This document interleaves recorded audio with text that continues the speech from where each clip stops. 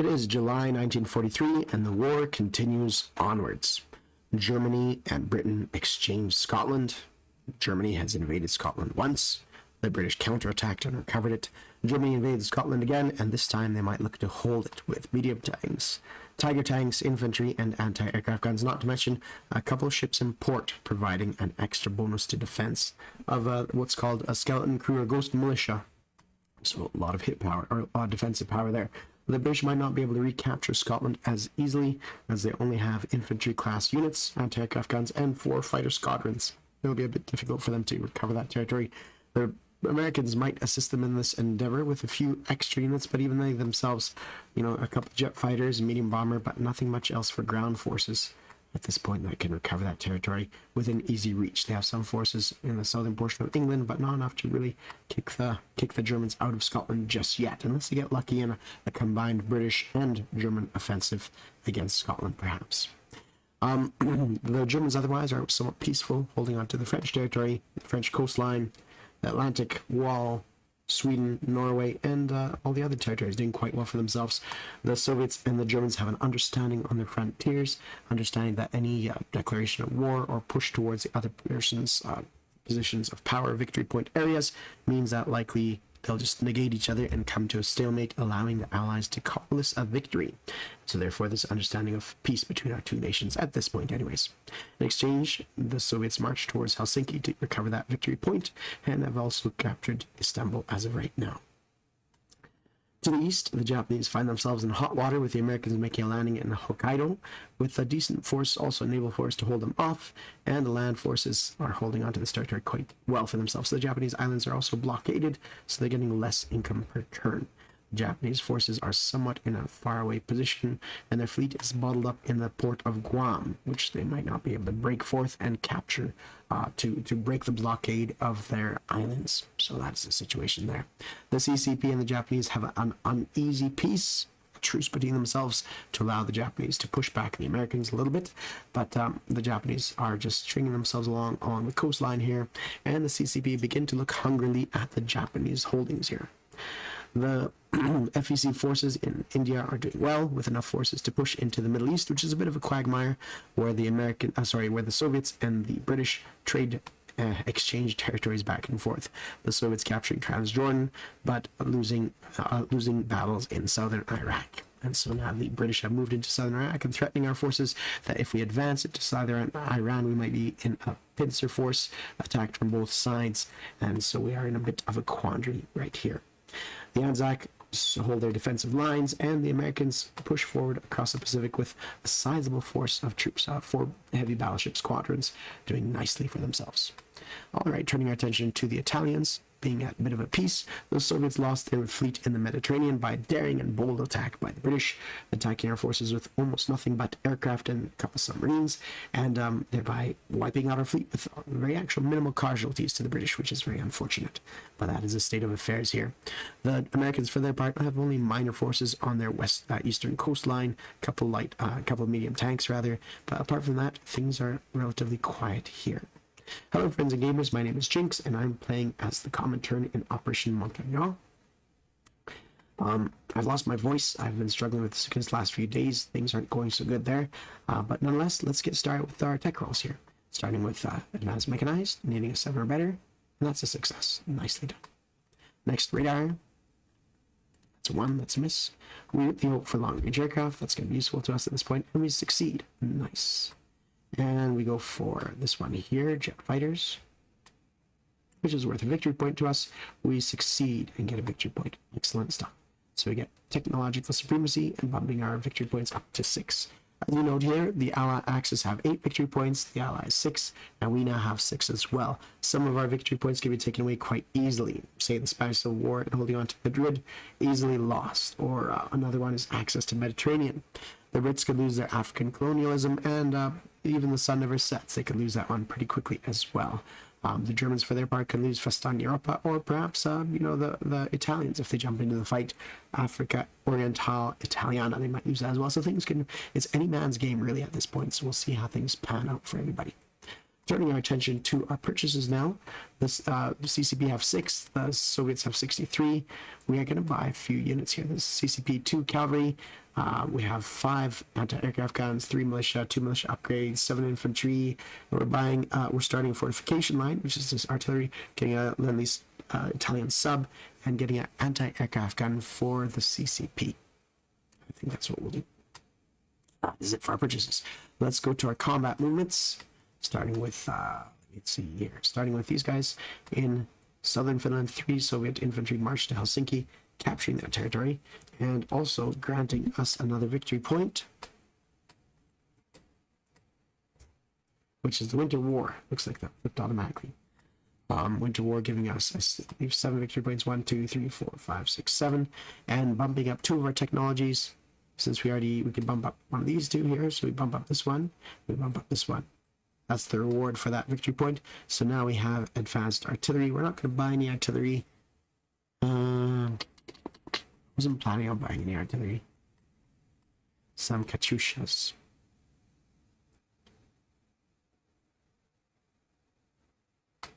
Where do they be? Katyushas. I'm going to take a look at their stats really quick. Ooh. 5-4. That's pretty decent. For $5.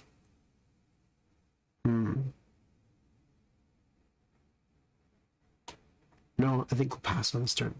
We're going to pass on this turn and stick with our current build. All right. Paying attention to the southern frontier. We are going to have an airborne unit come in and capture Cyprus.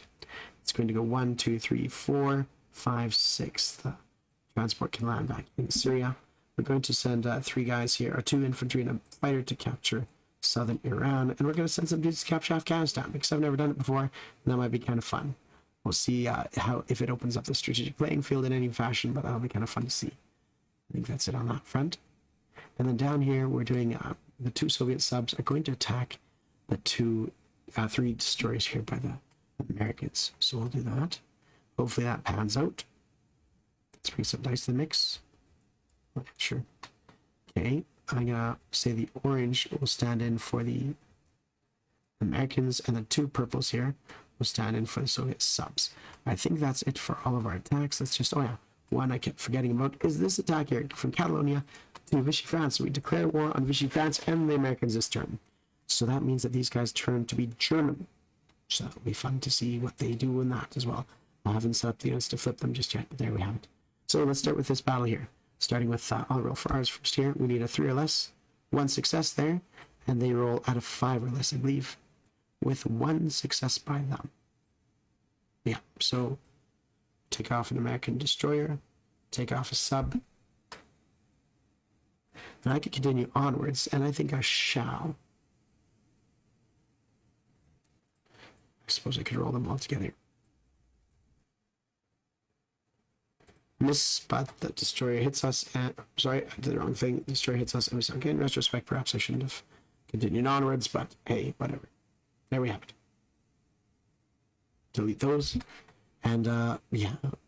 So now the reason being is now these are not blockaded, as I understand it, and they can launch out of their Guam port and come swinging out here into do some damage against the Americans if they so desire to do. All right, let's go for this battle here. I didn't prepare any dice at all this turn, so let's bring some up here. They're all fairly small battles, so I think I'll just roll like this. So I guess we'll do the red here. Come on, red here, and make this one the green, standing in for the militia. Okay, red is for our fighter, green is for their militia. So let's roll it out. Our fighter succeeded, and we killed their unit and capture southern Iran. Okay, with no casualties of our own. And now we got a battle up here. So the enemy has 2 militia, and we have 2 of our infantry. I might just do something like this. I'll roll everybody independently. So here's our tactical bomber and 2 fighters. 1, 2, 3 hits. That's all we needed. And the enemy rolls 2 militia being the green and the mountain infantry being a 5. So 1 hit from them. We lose 1 infantry and they're wiped out. And for the first time that I've ever seen, we've captured Afghanistan as Fichans, which is kind of neat to see. Pretty cool, pretty cool. I wonder what that will plan out, but I've got some ideas what that might look like. Might not amount to anything, as the Gurkhas might just simply march into our territory here. And I think that's it for combat moves. Going into non... Oh yeah, I guess we need to do battle here. Right, so my infantry attacking. 2. Success, no way. Well, we're going to take away that Vichy militia. Okay, oh, you know what? I should probably do this first. The Vichy artillery rolling a 4. So yeah, the Vichy militia stays there, and we lose our infantry, as to be expected, and the Vichy stuff turns to be German. That's pretty interesting to see as well. Now I might let my German, I guess, colleague, I suppose, set these guys up. I thought I'd at least do the ones with the income on it. So there's $2 that they get. Everything else is neutral. Yeah, everything here as well. So $2 go to the Germans. I suppose Corsica can probably flip over to. Not that it matters too much, but there we have it. All right, and then these Vichy units become German. Okay, I think that's it for us. We're going to go to non-combats. We're going to move the 2 anti-aircraft guns here and the cavalry here, and we're going to rail these 2 infantry to here. All right, these 3 aircraft. Well, actually, while we're here, this torpedo boat destroyer is going to come here, and these 3 aircraft are going to go 1, 2, 3, 4. They could technically go 1 space further. 1, 2, 3, 4. Oh, sorry, 4, 5. It would end up being here. Okay, and then these guys over here. I regret having to move away from this territory, but you know, we gotta occasionally strategically retreat to live to fight another day type of deal. So those guys come up here. These infantry come march down south. These this infantry comes in across from northern Iraq. This guy gets railed to the south here. And then we have some airplanes to land. So this fighter is going to land here. And one of these fighters went 1, 2, 3. Sorry. 1, 2, 3, 4, 5. I think he could fly over. Maybe we can fly over the enemy. 1, 2, 3, 4, 5. Well, I'm not sure if he can, but let's just put him there for now. And if not, then we'll figure it out later. These 2 guys come over here. These 2 cavalry come to this position. The 98th Army Group comes here. So I guess technically these guys are joining them here. And the 74th Army Group moves down south. Well, yeah, don't forget these anti-aircraft guns coming up here.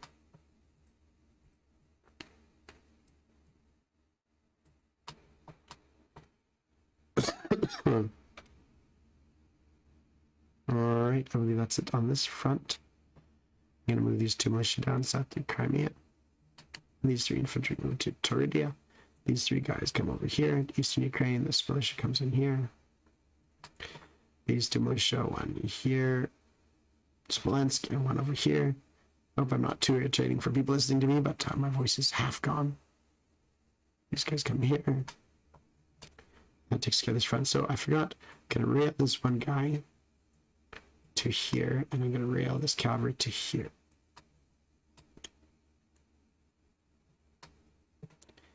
And these 2 coastal subs move 1 space over to here. Okay, I do think, oh, I have a couple more things. These 2 subs go 1.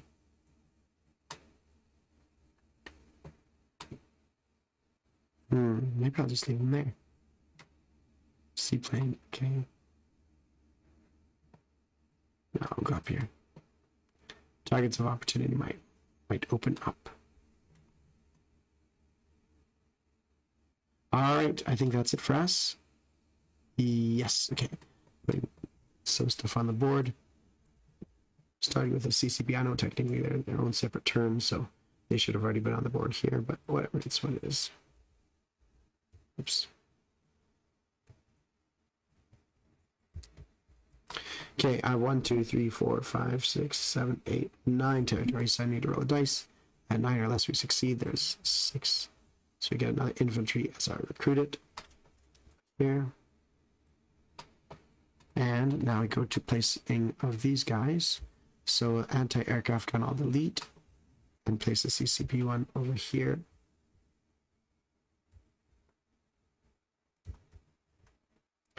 Okay, I'm gonna buy a construction marker. Right there. Sorry for being so zoomed out, everybody. I know it's not particularly pleasant for me either. I like being as closely zoomed as possible just for the aesthetic effects of everything. I think it's a lot of fun. Okay, we're getting 2 anti-aircraft guns here.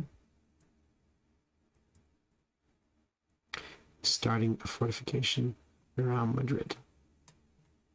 Good. All right, as for the rest of it, our Italian sub is going to show up over, I guess we're just going to put it in M3. They have a sub base anywhere. I don't think they do. A seaplane hangar. Yeah. I think that's a good enough spot. And then the rest of it, I guess I could delete our Soviet sub here. And the rest of it, put on the board.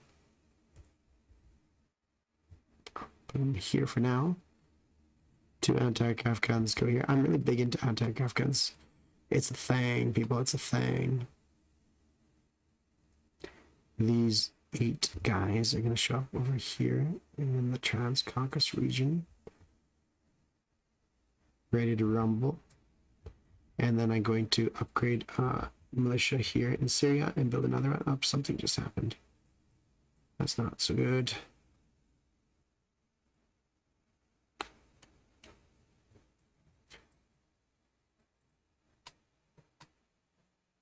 Okay, upgrade a militia there. That should be those 2.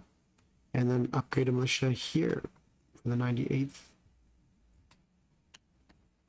And there we have it. I think that's it for all our stuff. I'm going to go ahead and delete all our marks. The only thing, like I said, I'm not certain about is if this plane can fly over top of these planes on their way home. I've played so many versions of this, I've kind of lost track of what's the right way and what's the wrong way. Okay, so our income now has gone up to $64. Add 3 from propaganda, that's $67 to spend on our subsequent turn. And the Brits have dropped down to, they still have quite a sizable economy, to 24, I think, due to the loss of Cyprus, I think. Yeah, loss of Cyprus, which is not a bad loss for them. Okay, and I think that is it for us. I can't think of what else needs to be done. So thank you all for watching. Cheers.